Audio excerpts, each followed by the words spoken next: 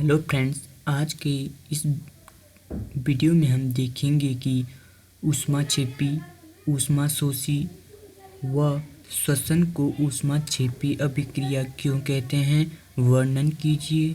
वियोजन अभिक्रिया को संयोजन अभिक्रिया के विपरीत क्यों कहा जाता है। इन 4 टॉपिकों के बारे में हम आज बात करेंगे।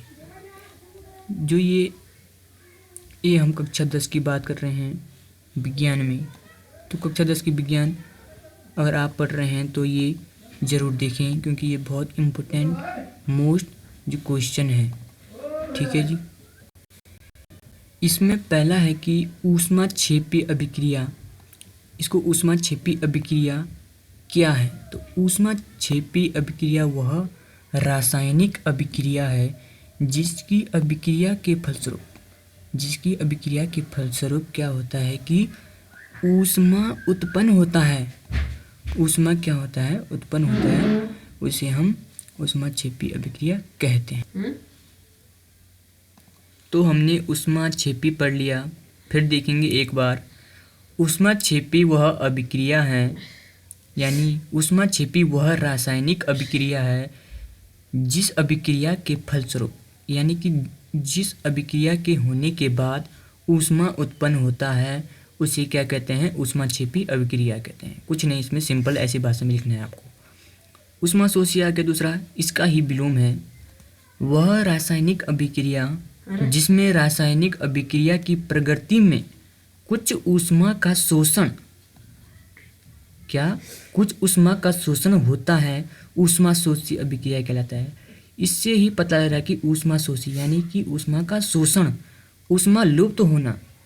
फिर देखेंगे वह रासायनिक अभिक्रिया जिसमें, यानी कि जिसके स्वरूप, आप लिख सकते हो जिसके फल स्वरूप कुछ ऊष्मा का शोषण होता है, उसे ऊष्माशोषी कहते हैं। ठीक है, ऐसा हम लिख सकते हैं।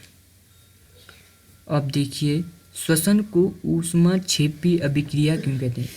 ऊष्माक्षेपी मैंने आपको बता दिया पहले में, जिसमें ऊष्मा मिलती है हमें। तो श्वसन को ऊष्माक्षेपी अभिक्रिया क्यों कहते हैं, बहुत बार पूछा गया है बोर्ड एग्जाम में। तो देखिए क्यों कहते हैं। श्वसन को ऊष्माक्षेपी अभिक्रिया इसलिए कहा जाता है क्योंकि इस प्रक्रिया में श्वसित की गई ऑक्सीजन, यानी कि जो ऑक्सीजन हमें ली है अंदर श्वसन करके, ठीक है, जो ऑक्सीजन हमने श्वसन करके ली है वो क्या होती है, भोजन के पाचन से प्राप्त ग्लूकोज से संयुक्त होकर, यानी जो ऑक्सीजन है भोजन के प्राप्त ग्लूकोज से संयुक्त होकर ऊर्जा उत्पन्न करती है। यह ऊर्जा एटीपी के रूप में संचित रहती है और इसे ही हम ऊष्माक्षेपी अभिक्रिया कहते हैं। हमने बताया था पहले। फिर देखेंगे कि श्वसन को ऊष्माक्षेपी अभिक्रिया क्यों कहते हैं। तो श्वसन को ऊष्माक्षेपी अभिक्रिया कहा जाता है क्योंकि इस अभिक्रिया में श्वसित की गई ऑक्सीजन भोजन के प्राप्त ग्लूकोज से संयुक्त होकर ऊर्जा उत्पन्न करती है। यानी कि जो हमने श्वसन में जो हमने ऑक्सीजन ली है और ग्लूकोज और उसमें संयुक्त हो जाता है, यानी कि उसमें मिल जाता है, तब क्या होता है कि तब ऊर्जा उत्पन्न होता है।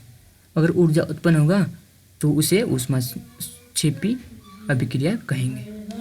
तो आज की वीडियो में इतना ही। धन्यवाद।